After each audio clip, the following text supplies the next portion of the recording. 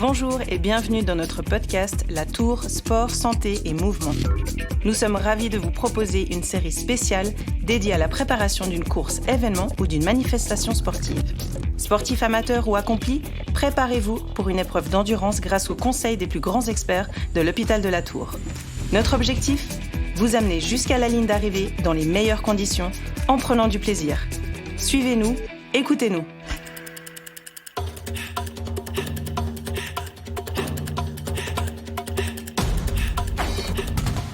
Je suis Sarah Chiarello et aujourd'hui, on s'intéresse à la blessure lorsqu'on pratique la course à pied avec Guillaume Servant, physiothérapeute du sport à l'hôpital de la Tour. Guillaume Servant, vous êtes aussi formateur et avez coécrit avec François Fourchet, également physiothérapeute à la Tour, Je bouge en courant sans me blesser, aux éditions Planète Santé. Ce livre est destiné au grand public, aux personnes qui débutent dans la course à pied mais aussi au niveau avancé. D'ailleurs, à ce sujet, vous avez dit « se blesser en courant, mauvaise lecture ou mauvais augure ». Qu'est-ce que vous entendez par là ? Bonjour Sarah, sans prétention aucune, c'était un petit jeu de mots pour la présentation du podcast d'aujourd'hui qui faisait effectivement référence au livre qu'on a écrit avec François sur justement les abords de la prévention en course à pied de manière à éviter de se blesser. Justement, la blessure, si inhérente au sport, on le sait tous, aussi quand on parle d'épreuves d'endurance, triathlon, marathon, etc., peut-on courir sans se blesser ? La réponse à la question, elle est difficile. On peut donner un raccourci en disant que non, c'est difficile de pratiquer un sport sans se blesser. Mais ce qui est important derrière cette question, c'est la prévention qu'on peut amener, alors à tous les sports bien sûr, mais nous aujourd'hui on va se concentrer un petit peu plus sur la course à pied.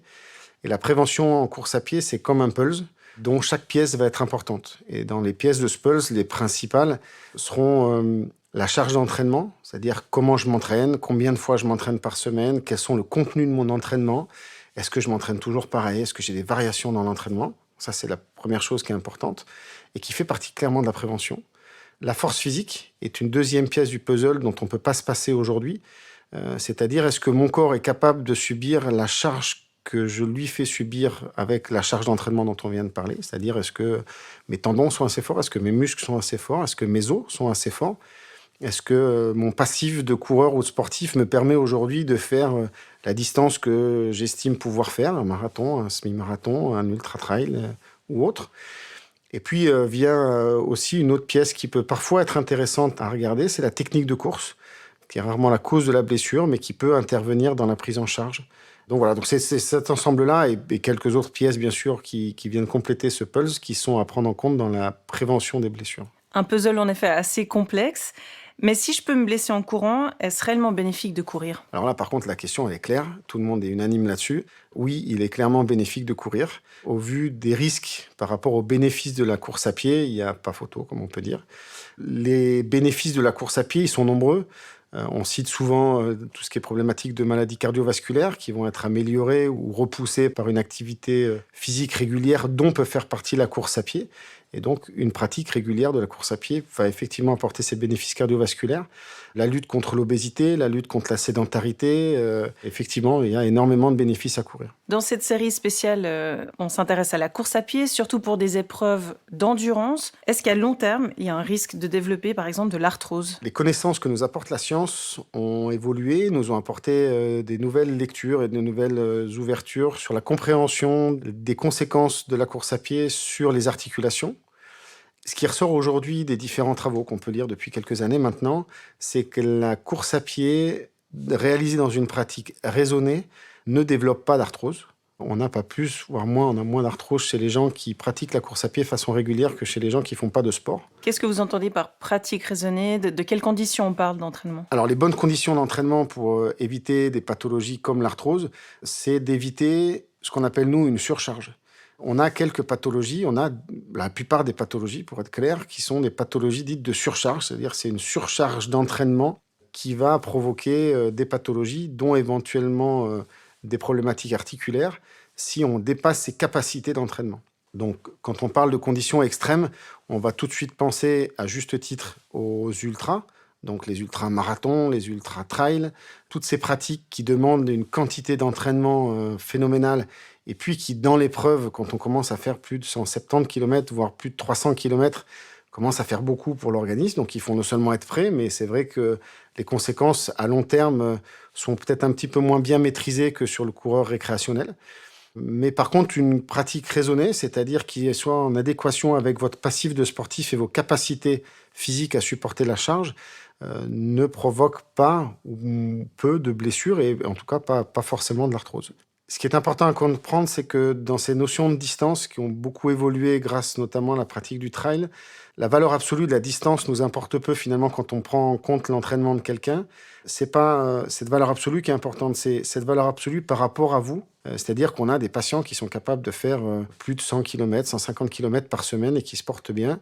Et on en a qui font moins de 10 km et qui se portent pas bien, qui viennent nous voir parce qu'ils sont blessés, uniquement parce qu'ils ont, même à 5 km, dépassé leur capacité d'entraînement.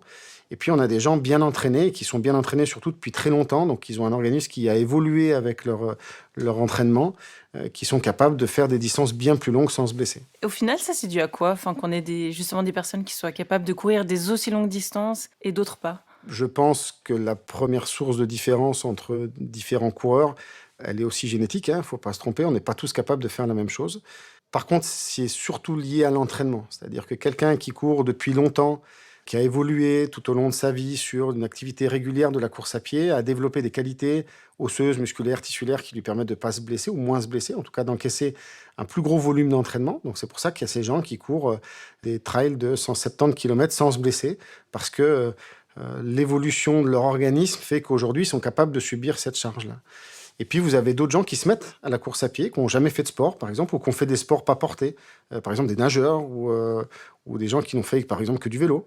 Et donc, en se mettant à la course à pied, vont avoir deux nouvelles contraintes liées à la course à pied, auxquelles ils ne sont pas forcément préparés, auxquelles leur organisme, donc leurs muscles, leurs os, leurs tendons, ne sont pas forcément préparés. Et donc, eux n'ont pas cette même capacité à subir la charge. Donc, il va falloir que la charge soit beaucoup plus petite. Et c'est des gens qui sont susceptibles de se blesser beaucoup plus vite, au niveau, si on prend en compte que la distance. Et donc, ça, c'est des choses qu'il faut prendre en compte dans la prévention, parce que ça veut dire qu'il faut faire l'état des lieux au départ de ce qu'on est capable de faire, et puis monter progressivement en charge pour augmenter nos capacités. Au-delà du mauvais augure, il y a quand même peut-être aussi une lueur d'espoir pour des gens qui viseraient des distances dites extrêmes. C'est évident que de toute façon, entre guillemets, il n'y a pas de limite, en dehors de celles qu'on n'aura pas préparées. C'est-à-dire que même quelqu'un qui se mettrait à la course à pied relativement tard peut toujours se dire qu'un jour, il fera un marathon.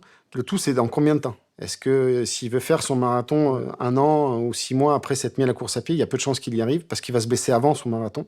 Par contre, s'il se laisse quelques années pour faire son marathon et que ces années-là, elles évoluent de façon, encore une fois, raisonnée et programmée, il y a des chances qu'on y arrive. Il n'y a pas de raison de ne pas y arriver. Il faut juste laisser le temps à son organisme de s'adapter à cette contrainte qu'est la course à pied. Et puis, une fois que l'adaptation est en place, il n'y a pas de raison de ne pas y arriver. Et si je me blesse en courant, que proposent les experts ici à l'hôpital de la Tour ? On a développé, parmi les différentes compétences qui sont actives en service de physiothérapie, un pôle course à pied. Donc, ce pôle course à pied, il est dédié justement à la prise en charge des coureurs. Alors, des coureurs blessés, principalement. C'est-à-dire que les gens viennent chez nous souvent parce qu'ils ont développé une blessure en course à pied.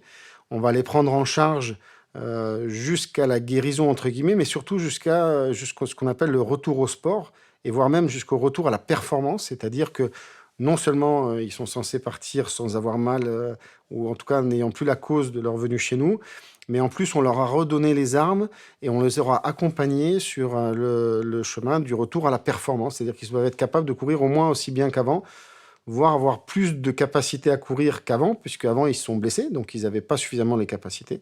Et donc notre travail, c'est de les ramener un peu plus loin. Et puis on s'occupe aussi des gens qui éventuellement ne sont pas blessés, mais veulent mettre en place des programmes de prévention. Et dans ces cas-là, on va être capable de faire un bilan de course, c'est-à-dire on va bilanter leur course. On les fait passer sur des tapis un peu particuliers qui nous donnent beaucoup d'informations. On va prendre en compte leur entraînement, on va étudier un petit peu tout leur environnement et puis on va les accompagner dans un chemin de prévention cette fois pour éviter de se blesser. Guillaume Servant, en résumé, quels sont les points à retenir pour bouger ou courir sans se blesser ? Si on ne respecte pas ces limites à court terme, on risque de se blesser parce qu'on va dépasser ses capacités de contrainte. Donc ça, c'est le premier point. Il faut être patient et puis il n'y a pas besoin de se fixer de limites à long terme, mais il faut juste être très progressif. Et en cela, ça vient appuyer le deuxième point. Il faut laisser le temps à son corps de s'adapter aux contraintes liées à la course à pied. Donc la capacité d'entraînement et l'évolution de l'entraînement, c'est primordial pour ne pas se blesser.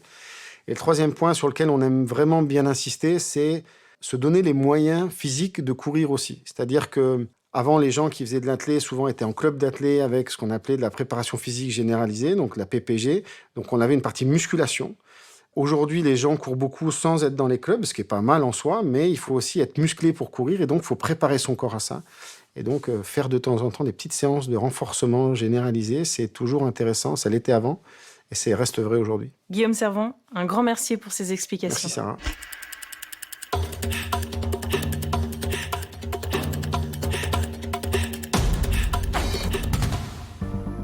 Si ce podcast vous a plu, abonnez-vous à La Tour, Sport, Santé et Mouvement, disponible sur Spotify, Google et Apple Podcasts. Pour plus de conseils, n'hésitez pas à nous suivre sur les réseaux sociaux.